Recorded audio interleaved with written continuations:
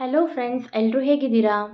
ಇವತ್ತಿನ ವಿಡಿಯೋ ಮೂಲಕ ನಾನು ನಿಮಗೆ ಪಾಲಕ್ ಪನ್ನೀರ್ ಸಾರನ್ನು ಹೇಗೆ ಮಾಡೋದು ಅನ್ನೋದನ್ನು ನಾನು ನಿಮಗೆ ತೋರಿಸ್ಕೊಡ್ತಾ ಇದ್ದೀನಿ. ತುಂಬ ಈಸಿಯಾಗಿ ಮಾಡ್ಬೋದು ಇದು.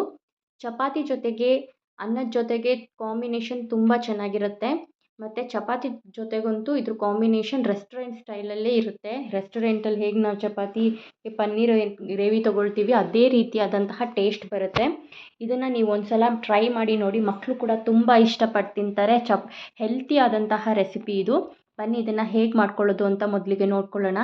ನಾನಿಲ್ಲಿ ಒಂದು ಬಣಾಲೆಗೆ ಪಾಲಕ್ ತೊಗೊಂಡಿದ್ದೀನಿ. ನೋಡಿ ಈ ಥರ ಎಲ್ಲ ತೊಳೆದಿಟ್ಕೊಂಡಿದ್ದೀನಿ ನಾನಿವಾಗ.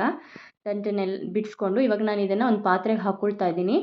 ಇಲ್ಲಿ ನೀವು 1 ಗ್ಲಾಸ್ ಆಗುವಷ್ಟು ನೀರನ್ನು ಕೂಡ ಇದಕ್ಕೆ ಆ್ಯಡ್ ಮಾಡ್ಕೊಳ್ಬೇಕು. ನಂತರ ಇದನ್ನು ನಾವು ಕ್ಲೋಸ್ ಮಾಡಿ ಇಡಬೇಕಾಗತ್ತೆ.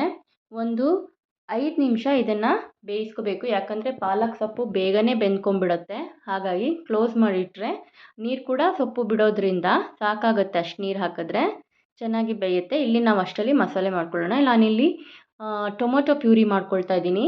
ಒಂದು 3 ಟೊಮೊಟೊನ ಕಟ್ ಮಾಡಿಕೊಂಡು ಅದನ್ನು ನಾನು ರುಬ್ಕೊಂಡಿದ್ದೀನಿ. ನೋಡಿ ಈ ಥರ ಪ್ಯೂರಿ ಆಗಿದೆ. ನಂತರ ನಾನಿಲ್ಲಿ ಇವಾಗ ಬೆಂದಿರುವಂತಹ ಪಾಲಕ್ ಸೊಪ್ಪನ್ನು ಚೆನ್ನಾಗಿ ತಣಿಸ್ಕೊಂಡಿದ್ದೀನಿ. ಇವಾಗ ಆಫ್ ಮಾಡಿಬಿಟ್ಟು ನೋಡಿ, ಇವಾಗ ಸಣ್ಣಗೆ ತಣ್ಣದಿದೆ ಇದು ಮತ್ತು ಬೇಗನೂ ಬೆಂದ್ಕೊಂಡಿದೆ. ನೋಡಿ ಈಸಿಯಾಗಿ ಮಾಡ್ಕೊಳ್ಬೋದು ಇದನ್ನು.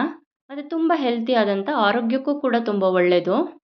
ಈಗ ನಾನು ಮಿಕ್ಸಿ ಜಾರಲ್ಲಿ ಯಾವುದರಲ್ಲಿ ನಾನು ಟೊಮೊಟೊ ಪ್ಯೂರಿ ಮಾಡಿದ್ನಲ್ವ ಅದೇ ಮಿಕ್ಸಿ ಜಾರ್ಗೆ ನಾನಿವಾಗ ಈ ಸೊಪ್ಪನ್ನು ಕೂಡ ಹಾಕ್ಕೊಳ್ತಾ ಇದ್ದೀನಿ. ನೀರೆಲ್ಲ ಚೆನ್ನಾಗಿ ಇದನ್ನು ಸ್ಟ್ರೈನ್ ಮಾಡಿಬಿಟ್ಟು ಆದಷ್ಟು ನೀವು ಹಾಕ್ಕೊಂಡ್ರೆ ಚೆನ್ನಾಗಿರುತ್ತೆ. ಸ್ವಲ್ಪ ತಿಕ್ಕಾಗಿ ಬರುತ್ತೆ. ಯಾಕಂದರೆ ನೀರು ಜೊತೆಗೆ ಹಾಕ್ಕೊಂಡ್ಬಿಟ್ರೆ ನಿಮಗೆ ಅಷ್ಟು ಚೆನ್ನಾಗಿ ಪೇಸ್ಟು ಸ್ವಲ್ಪ ತಿಕ್ಕಾಗಿ ಅನಿಸಲ್ಲ, ನೀರಾಗೋಗ್ಬಿಡುತ್ತೆ. ಹಾಗಾಗಿ ನೀರನ್ನ ಚೆನ್ನಾಗಿ ಬಸಿದ್ಬಿಟ್ಟು ನೀವು ಹಾಕ್ಕೊಂಡ್ರೆ ಅದನ್ನ ಇಟ್ಕೊಳ್ಳಿ. ನೀರು ಸಾರಿಗೆ ಹಾಕ್ಕೊಳ್ಬೋದು ಆಮೇಲೆ. ಮತ್ತು ನೋಡಿ ಅದನ್ನು ರುಬ್ಕೊಂಡಿದ್ದೀನಿ. ಈಗ ನಾನಿಲ್ಲಿ ಒಂದು ಬಣಾಲೆಗೆ ಸ್ವಲ್ಪ ಎಣ್ಣೆ ಹಾಕ್ಕೊಳ್ತಾ ಇದ್ದೀನಿ. ಒಂದು 2ರಿಂದ 3 ಟೀ ಸ್ಪೂನ್ ಆಗುವಷ್ಟು ಎಣ್ಣೆನ ಆ್ಯಡ್ ಮಾಡ್ಕೊಂಡಿದ್ದೀನಿ. ಸ್ವಲ್ಪ ಬಿಸಿಯಾದ ನಂತರ ಇದಕ್ಕೆ 1 ಟೀ ಸ್ಪೂನ್ ಆಗುವಷ್ಟು ಜೀರಿಗೆ ಮತ್ತು ಕರಿಬೇವಿನ ಎಲೆ ಒಂದು 7ರಿಂದ 8.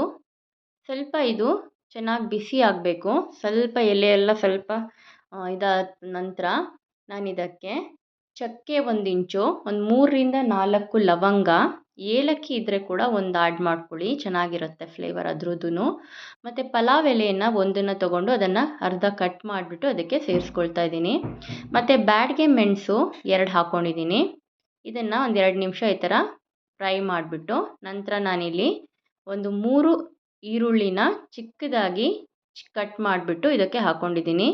ಈರುಳ್ಳಿನ ನೀವು ಚೆನ್ನಾಗಿ ಬೇಯಿಸ್ಕೋಬೇಕಾಗತ್ತೆ. ಗೋಲ್ಡನ್ ಬ್ರೌನ್ ಆಗೋವರೆಗೂ ಇದನ್ನು ಚೆನ್ನಾಗಿ ಫ್ರೈ ಮಾಡಿಕೊಂಡು ನಂತರ ಇದಕ್ಕೆ ನಾನು ಬೆಳ್ಳುಳ್ಳಿನ ಒಂದು 7ರಿಂದ 8 ಎಸಳು ಬೆಳ್ಳುಳ್ಳಿನ ಚಿಕ್ಕದಾಗಿ ಕಟ್ ಮಾಡ್ಕೊಂಡಿದ್ದೀನಿ. ಶುಂಠಿ ಕೂಡ 1 ಇಂಚನ್ನು ಚಿಕ್ಕದಾಗಿ ಕಟ್ ಮಾಡಿದ್ದೀನಿ. ಇದೆಲ್ಲದನ್ನು ಚೆನ್ನಾಗಿ ಥರ ಮಿಕ್ಸ್ ಮಾಡ್ಕೊಳ್ಬೇಕು. ನಂತರ ನೀವಿಲ್ಲಿ ಒಂದು 2 ಹಸಿಮೆಣಸಿನ್ಕಾಯನ್ನು ಸಿಡ್ದು ಹಾಕ್ಕೊಳ್ಳಿ, ಚೆನ್ನಾಗಿರುತ್ತೆ. ಮತ್ತು ಇದಕ್ಕೆ ನಾನಿಲ್ಲಿ ಅರಿಶಿನ 1 ಟೀ ಸ್ಪೂನ್, 1 ಟೀ ಸ್ಪೂನ್ ಆಗುವಷ್ಟು ರೆಡ್ ಚಿಲ್ಲಿ ಪೌಡರ್, ಖಾರ ಸ್ವಲ್ಪ ಜಾಸ್ತಿ ಬೇಕನ್ಸಿದ್ರೆ ಇನ್ನು ಸ್ವಲ್ಪ ಆ್ಯಡ್ ಮಾಡ್ಕೊಳ್ಳಿ. ಧನಿಯಾ ಪೌಡ್ರ್ ಸ್ವಲ್ಪ ಹಾಕ್ಕೊಂಡಿದ್ದೀನಿ. ಒಂದು ಟೀ ಸ್ಪೂನ್ ಆಗೋಷ್ಟು ಹಾಕ್ಕೊಂಡಿದ್ದೀನಿ ಧನಿಯಾ ಪೌಡರ್. ಮತ್ತು ಗರಂ ಮಸಾಲಾನ 1 ಟೀ ಸ್ಪೂನ್ ಹಾಕ್ಕೊಂಡಿದ್ದೀನಿ. ಇದೆಲ್ಲದನ್ನು ಚೆನ್ನಾಗಿ ಮಿಕ್ಸ್ ಮಾಡ್ಕೊಳ್ಬೇಕು. ನೋಡಿ ಈ ಥರ ಒಂದು 2 ನಿಮಿಷ ಮಿಕ್ಸ್ ಮಾಡಿದ್ರೆ ಸಾಕು, ಯಾಕೆ ಜಾಸ್ತಿ ಬೇಡ. ಮತ್ತು ನಾನೇನು ಟೊಮೆಟೊ ಪ್ಯೂರಿ ಮಾಡ್ಕೊಂಡಿದ್ದೀನಲ್ವ ಅದನ್ನು ಇದಕ್ಕೆ ಆ್ಯಡ್ ಮಾಡ್ಕೊಳ್ತಾ ಇದ್ದೀನಿ. ಕ್ಲೀನಾಗಿ ಆ್ಯಡ್ ಮಾಡಿಕೊಂಡು ಇದನ್ನು ಕಲಿಸ್ಕೊಂಬಿಡಿ ಚೆನ್ನಾಗಿ. ಯಾಕಂದರೆ ಟೊಮೆಟೊ ಕೂಡ ಬೆಂದ್ಕೊಬೇಕು ಚೆನ್ನಾಗಿ. ಅದು ಬೆಂದ ನಂತರನೇ ನೀವು ಪಾಲಕ್ ಹಾಕಬೇಕಾಗತ್ತೆ. ಮೊದಲಿಗೆ ಹಾಕಿದ್ರೆ ಅಷ್ಟು ಚೆನ್ನಾಗಿ ಬರಲ್ಲ. ಸ್ವಲ್ಪ ಒಂದು 2ರಿಂದ 3 ನಿಮಿಷ ಅದು ಉಪ್ಪು ಹಾಕಿಬಿಟ್ಟು 1 ಟೀ ಸ್ಪೂನ್ ಉಪ್ಪು ಹಾಕಿದ್ದೀನಿ ನಾನಿಲ್ಲಿ. ಇದನ್ನು ಚೆನ್ನಾಗಿ ಸ್ವಲ್ಪ ಕುದಿಸ್ಕೊಬೇಕು. ಎಷ್ಟಾಗುತ್ತೆ ಅಷ್ಟು ಫ್ರೈ ಮಾಡ್ಕೊಳ್ಬೇಕು. ಒಂದು 5 ನಿಮಿಷ ಬೆಂದ್ರೇ ಚೆನ್ನಾಗಿರುತ್ತೆ. ಹಾಗಾಗಿ ನಾನಿಲ್ಲಿ ಲಿಡ್ಡನ್ನು ಕ್ಲೋಸ್ ಮಾಡಿಬಿಟ್ಟು ಸ್ವಲ್ಪ ಒಂದು 5 ನಿಮಿಷ ಬೇಯಿಸ್ತಾ ಇದ್ದೀನಿ. ನೋಡಿ ಇವಾಗ ಎಣ್ಣೆ ಕೂಡ ಸೈಡಲ್ಲೆಲ್ಲ ಬಿಟ್ಟಿದೆ. ಈ ಥರ ಬಂದ ನಂತರ ನೀವೀಗ ಏನು ರುಬ್ಬಿಟ್ಕೊಂಡಿದ್ದೀರಲ್ಲ ಪಾಲಕನ್ನು ಅದ್ರದ್ದು ಇದು ಕೂಡ ಹಾಕ್ಕೊಳ್ಬೇಕು. ಇವಾಗ ನೋಡಿ ಈ ಥರ ಪೇಸ್ಟು ಹಾಕ್ಕೊಳ್ಬೇಕು. ತಿಕ್ಕಾಗಿ ಬಂದಿದೆ ನೋಡಿ. ನೀರು ಹಾಕ್ಕೊಂಬಿಟ್ರೆ ಒಂಥರ ನೀರು ಅನಿಸ್ಬಿಡುತ್ತೆ. ಆಮೇಲೆ ನಿಮ್ಗೆ ಎಷ್ಟು ನೀರು ಬೇಕು ಅಂತ ನೋಡ್ಕೊಂಡು ಹಾಕ್ಕೊಳ್ಳಿ. ನಾನಿಲ್ಲಿ ಸ್ವಲ್ಪ ಅರ್ಧ ಗ್ಲಾಸ್ ನೀರು ಹಾಕ್ಕೊಂಡಿದ್ದೀನಿ. ತುಂಬ ತೆಳು ಮಾಡಿದ್ರೆ ಕೂಡ ಚಪಾತಿಗೆಲ್ಲ ಅಷ್ಟು ಚೆನ್ನಾಗಿ ಅನಿಸೋದಿಲ್ಲ. ಹಾಗಾಗಿ ನನಗೆ ಎಷ್ಟು ಬೇಕು ಅಂತ ನೋಡ್ಕೊಂಡು ಅಷ್ಟು ಹಾಕ್ಕೊಂಡಿದ್ದೀನಿ. 1 ಗ್ಲಾಸ್ ನೀರು ಹಾಕಿದ್ರೆ ಸಾಕಾಗತ್ತೆ.